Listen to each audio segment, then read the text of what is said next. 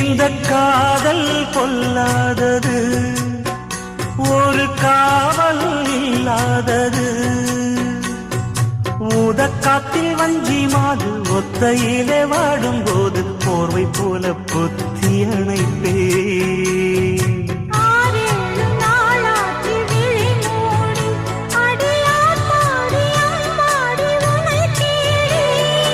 நீதானே மானே என் இளஞ்சோடி, உனை நீங்காது என்றும் என் உயிர் நாடி.